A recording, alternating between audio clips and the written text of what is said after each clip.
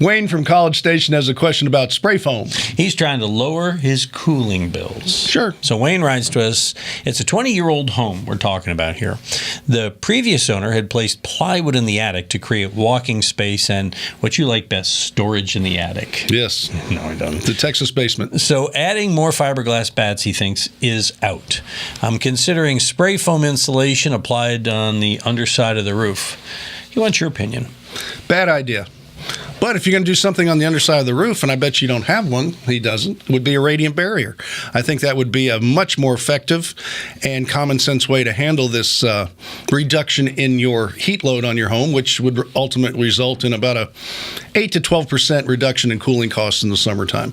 So that's what you're looking at, and I think that would be the best way to go. If you need to add more insulation and you're not walking around on that plywood or using it for storage because the previous owner might have, you can put insulation on the top of it. And should he use it for storage, Tom? I don't think so. Okay. I don't think so, Tim. Sorry, it's an old show, Home Improvement. Anyway, no, don't store stuff up there. It's just going to attract roaches, and God, I don't even want to go there. And you'll bring stuff down going, what was I thinking? Yeah, or somebody else is going to bring it down after they lay you in your grave, so don't leave someone that legacy.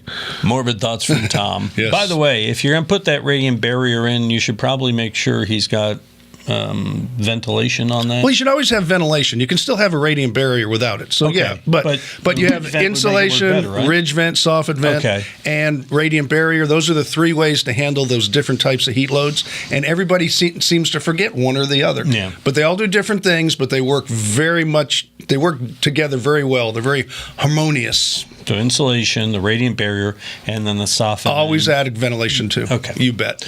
All right. You got questions? We got answers for you. Send them to us at HomeShowRadio.com.